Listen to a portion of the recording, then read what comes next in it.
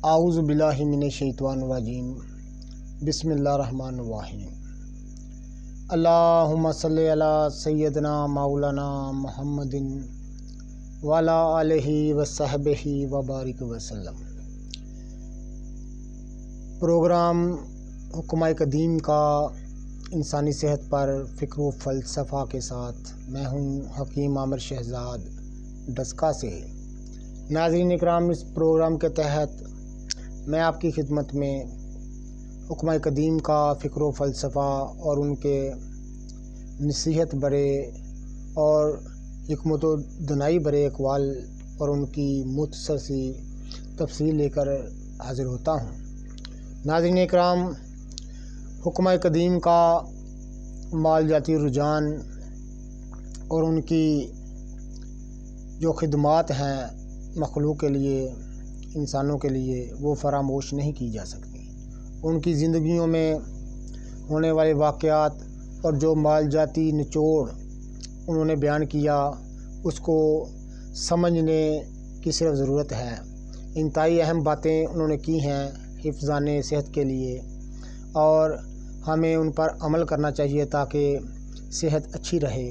ناظرین اکرام، اس پروگرام کے تحت انشاءاللہ تعالی مزید ہم آپ کے لیے ویڈیو لے کر آئیں گے حکمۂ قدیم کے نصیحت برے اقوال، ان کے واقعات اور ان کی شخصیت کے متعلق، اور مختلف ان کے پہلو، علاج معالجے کے پہلو جو ہیں، ان کی طریقہ کار، ان کے امراض جاننے کا طریقہ، ان کے خلطوں کے بیان اور ان کا یہ تمام چیزیں ہم انشاءاللہ تعالی نشست در نشست آپ سے عرض کریں گے۔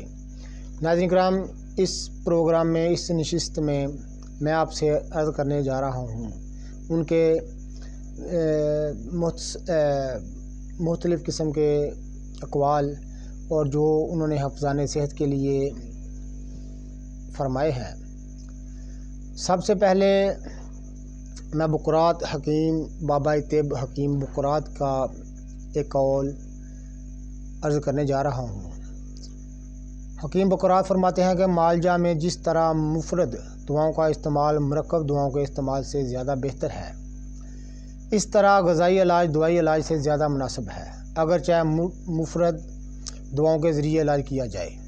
ناظرین اکرام، یہ قول ہے حکیم بقرات کا۔ حکیم بقرات کا یہ اشارہ ہے، وہ فرماتے ہیں کہ معالجہ میں جس طرح، علاج معالجے میں جس طرح مفرد دعاؤں کا استعمال مرکب دعاؤں سے، مفرد دعا کہتے ہیں ایک دو چیز کو ملانے سے مفرد دعا کہلاتی ہے، اور اگر زیادہ چیزوں کو ملایا جائے تو وہ مرکب کہلائے گا۔ آپ کو چھوٹی سی بات ہے، ذہن نشین کر لیجیے، ایک دو چیز ملانے سے مفرد ہوگی، اور اگر زیادہ چیزوں کو ملایا جائے گا تو وہ مرکب ہوگی۔ تو بقرات کا کہنا ہے کہ مرکب دعاؤں سے مفرد دعا کا استعمال زیادہ مناسب ہے۔ وہ کہنا جس طرح مرکب دعاؤں سے مفرد دعاؤں کا استعمال مناسب ہے، اس طرح غذائی علاج غذا سے علاج دعاؤں کے علاج سے بہتر ہے۔ ہر وقت یہی کوشش کرنی چاہیے کہ مریض کے لیے غذاؤں سے ہی علاج ہو جائے، بیمار کو چاہیے کہ میرا علاج غذائی علاج سے غذاؤں سے ہو جائے، تو یہ سب سے اچھی تدبیر ہے۔ اس سے اچھی تدبیر اور کوئی نہیں، کیونکہ غذا سے سائیڈ افیکٹ نقصان ہونے کا اندیشہ نہیں ہے۔ دعائیں جو ہیں وہ سائیڈ افیکٹ نقصان کر سکتی ہیں، کیونکہ ان میں بہت زیادہ تیزی ہوتی ہے، اور دعا اگر کوئی قابل بندہ، قابل انسان، قابل شخص تجویز کرے گا تو ظاہر ہے وہ تو فائدہ کرے گی۔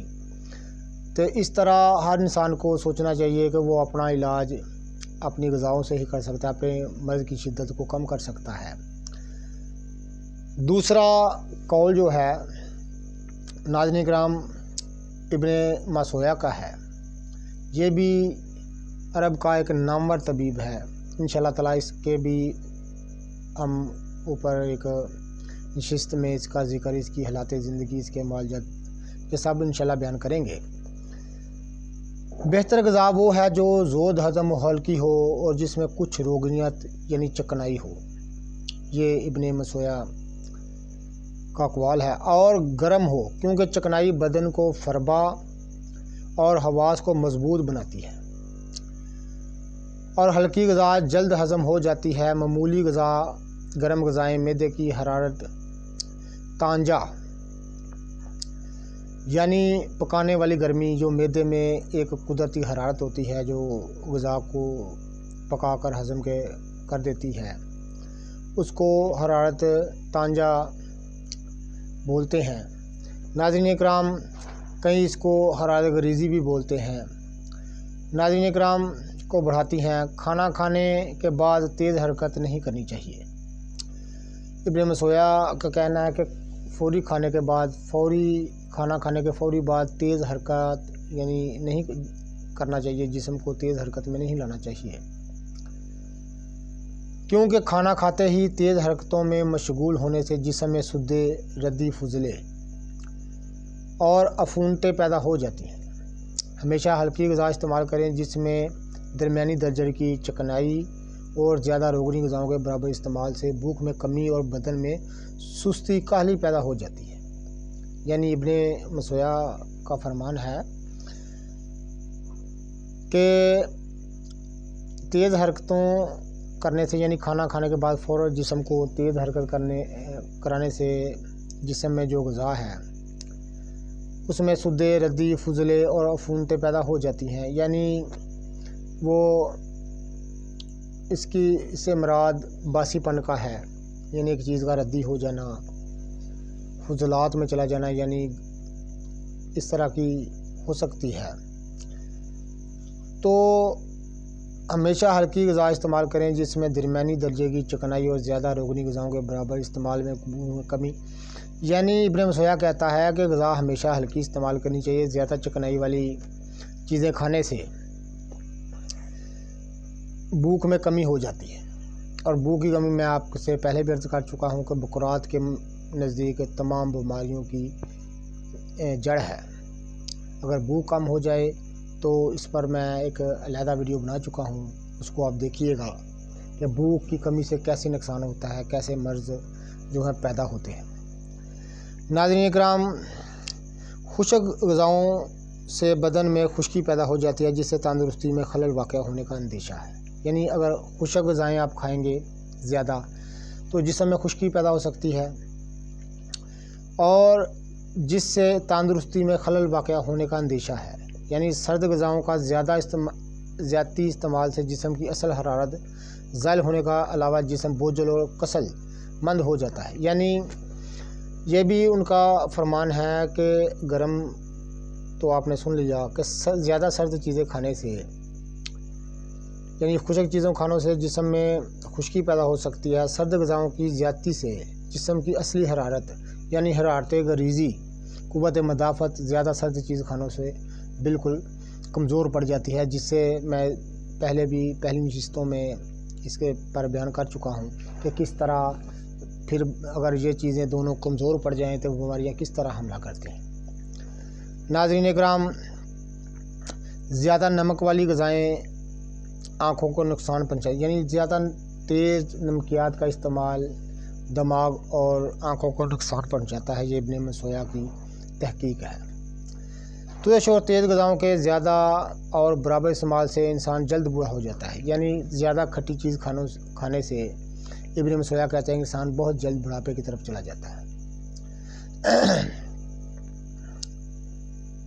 میٹھی غذائیں قوت جسمانی کو برقرار رکھنے کے لیے مفید ثابت ہوئی ہیں۔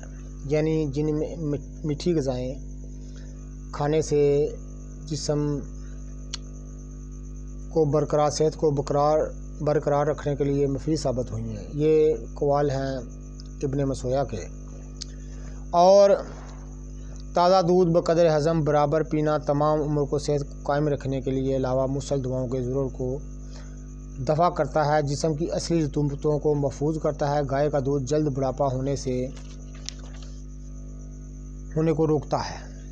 بہترین دودھ وہ ہے جس کا مزہ شریں اور تندرست اور جوان جانور کا ہو۔ دودھ دھونے کے بعد فوراً پینا چاہیے۔ नाज़रीन इकराम, मशहूर तबीब जो किसी मोहताज तारफ़ का मोहताज नहीं, अबू बकर मोहम्मद बिन ज़करिया राज़ी, ये उसका कौल है। हकीम राज़ी फरमाते हैं कि ताज़ा दूध बक़द्र हज़म बराबर पीना तमाम उम्र सेहत को कायम रखता है। यानी ताज़ा दूध का इस्तेमाल तमाम उम्र सेहत को कायम रखता है और इसके अलावा मुसल दुआओं के ज़रर को दफ़ा करता है। यानी मुसल दुआएं वो होती हैं जो अगर खा ली जाएँ या जिस्म में ऐसे असरात हों कि जो जलाब आवर हों, उनको मुसल कहते हैं। उनको ज़हरों को, उनके असर को ज़ायल कर देना, ये दूध का काम है। जिस्म की असली रतूबतों को महफूज करता है, यानी जिस्म की जो अपनी रतूबतें हैं उनको महफूज रखता है, यानी हरारत गरीज़ी और इनका मतलब क़ुव्वत मुदाफ़अत है उसको महफूज रखता है। गाय का दूध जल्द बूढ़ा होने को रोकता है, यानी गाय का दूध सबसे बेहतर है, वो इंसान को जल्द बुढ़ापा आने नहीं देता। बेहतरीन दूध वो है जिसका मज़ा शीरीं और जो तंदुरुस्त और जवान जानवर का हो, और दूध दूहने के फ़ौरन बाद पिया जाए, ये सबसे बेहतरीन तरीका है।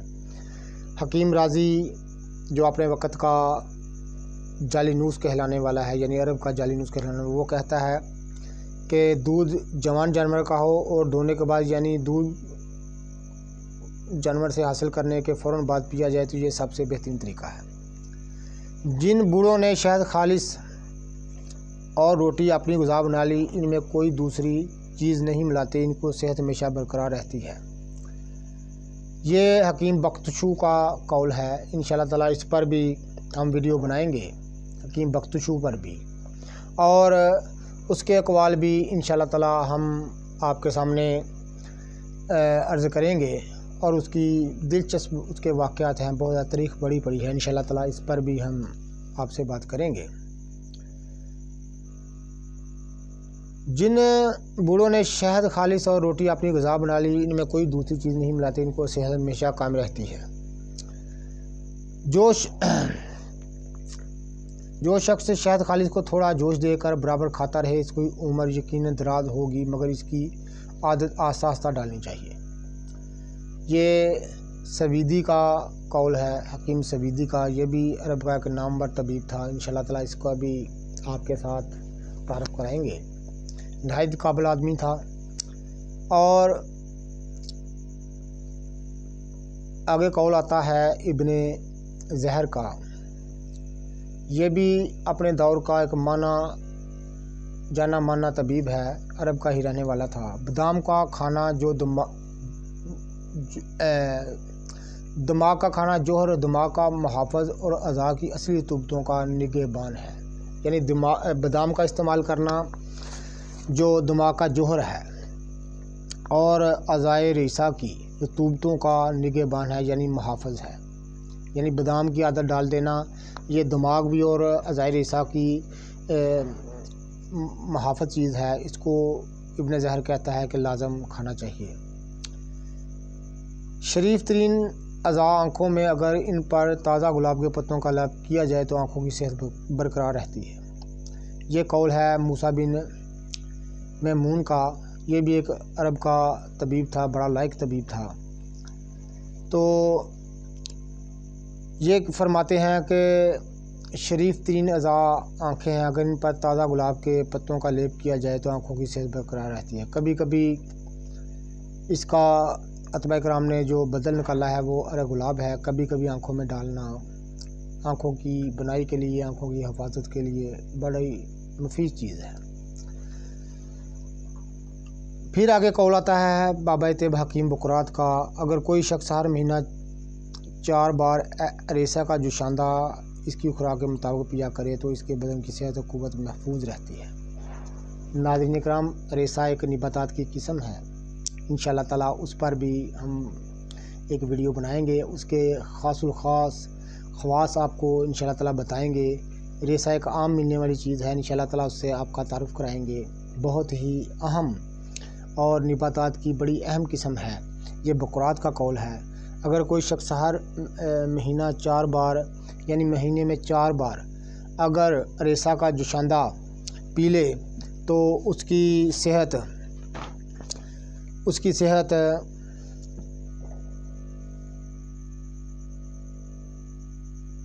یا کہ تو اس کے بدن کی صحت اور قوت محفوظ رہتی ہے۔ یہ بقرات کا قول تھا۔ انشاءاللہ ریسا پر بھی ہم ایک ویڈیو بنائیں گے۔ جس پانی میں مستگی کو جوش دیا گیا ہو، اس کے پینے سے معدہ جگر کی بیماریوں سے آدمی محفوظ رہتا ہے۔ اور تخم خربوزہ نیم کوب کر کے پانی میں جوش دیا جائے اور اس پانی کو پیا جائے تو گردہ مثانہ کی پتھری اور ریگ سے انسان محفوظ رہتا ہے۔ اگر کھانا پکانے کے استعمال سے جسم کی عام قوتیں بڑھتی ہیں۔ یہ بھی موسیٰ بن میمون کا قول ہے جو پہلے میں آپ کو بتا چکا ہوں۔ یہ کہتے ہیں کہ خربوزے کے بیج کو اگر اس کا جوشاندہ مہینے میں 2-3 دفعہ پیا جائے تو تمام زندگی گردے اور مثانے اور پتے کی پتھریوں سے انسان محفوظ رہتا ہے۔ یہ اس کا تجربہ تھا، اس کی اپنی زندگی کے جو نچوڑ ہیں یہ آپ دکھا رہے ہیں۔ آگے قول آتا ہے ایک ایسے شخص کا جو کسی بھی طرف کا محتاج نہیں، جس کے زمانے میں طب نے عروج پکڑا اور تمام بیماریوں کی اقسام، ان کے علاج طرح ایسی یعنی ایک لمبی تحقیق جس شخص نے کی وہ جالینوس ہے۔ انشاءاللہ تعالیٰ اس کے حالات زندگی اور اس کے کارنامے اور یہ اس کا وقت تعین، یہ کس زمانے میں پیدا ہوا، یہ سب ہم انشاءاللہ آپ سے شیئر کریں گے اور اس کے نصیحت بڑے اقوال بھی آپ کی خدمت میں لے کر آئیں گے۔ جالینوس کہتے ہیں کہ جسم کے مختلف مقامات پر مختلف طریقوں سے ٹکور کیا جاتا ہے۔ مثلا آنکھوں کو اسفنج کے ذریعے تکمیل کی جاتی ہے، سینے اور کمر پر باجرے سے، پیٹ اور سر پر گرم روغن کے ڈالنے سے اور ہاتھ پاؤں پر گرم پانی کے ڈالنے سے تکمیل کرنا معمول ہے۔ یعنی جالینوس کہتے ہیں کہ پیٹ پر باجرے کو پیس کر اس کا آٹا بنا کر اگر لیپ کیا جائے تو بہت ساری معدے کی امراض سے انسان محفوظ رہتا ہے۔ اس طرح آگے قول آتا ہے افلاطون کا۔ یہ اپنے زمانے کا مشہور فلسفی اور سقراط کے تلامذہ میں تھا۔ افلاطون کو کون نہیں جانتا، وہ انتہائی قابل ترین اور انتہائی اہم ترین شخصیت ہے فلسفے اور طب کی دنیا میں۔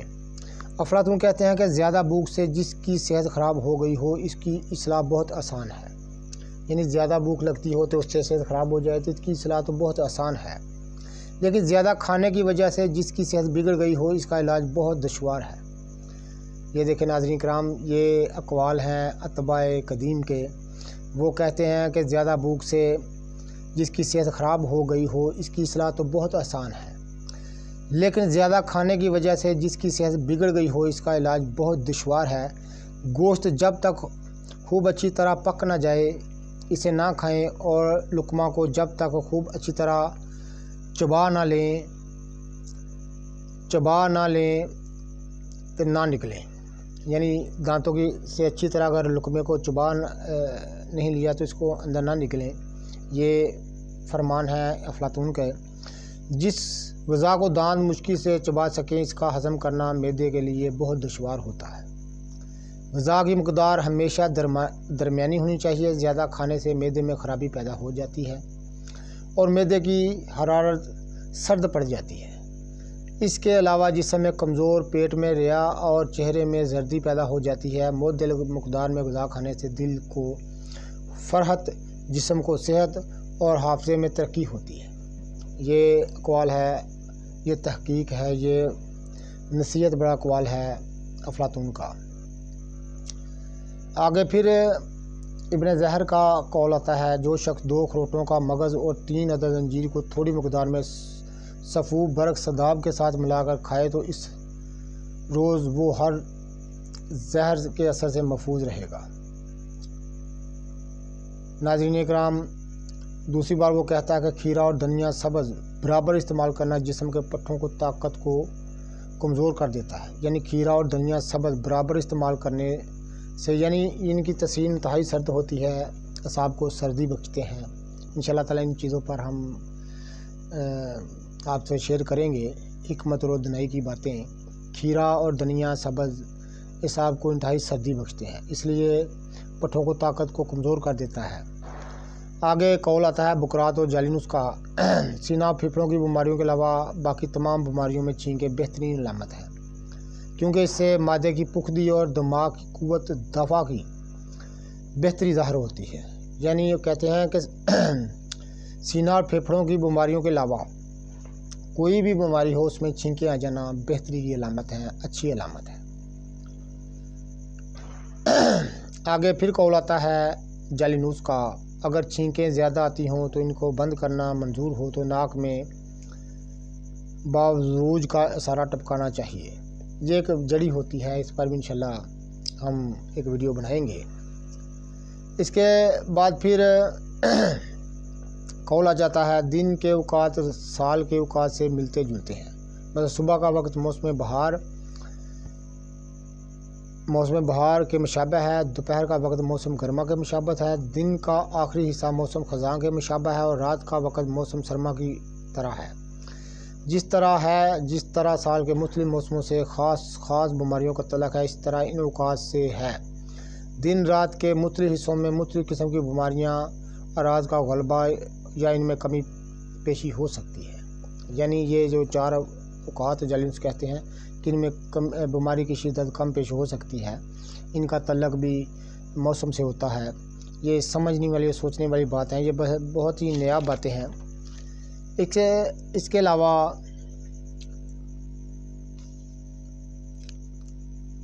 اور بھی ان کے بے شمار قول ہیں۔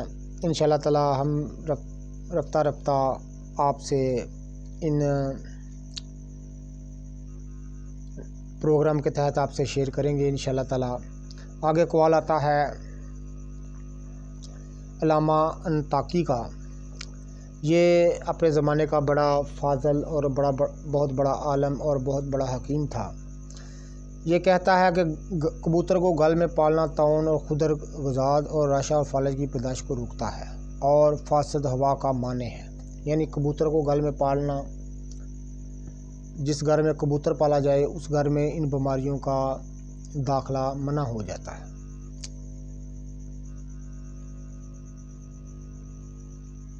یہ دیکھیں آگے علامہ سویدی کا پھر قول آیا ہے، وہ فرماتے ہیں جو شخص غذا سے پہلے اخروٹ اور فندق کا استعمال کر لیتا ہے اس کو ادویہ قاتلہ ہلاک کرنے والی نقصان نہیں پہنچائیں گی۔ یعنی اخروٹ اور فندق کا یعنی کھانا کھانے سے پہلے تھوڑا سا استعمال کر لینے سے اس کو قاتلہ چیزیں یعنی زہریلی چیزیں کوئی نقصان نہیں پہنچا سکتی۔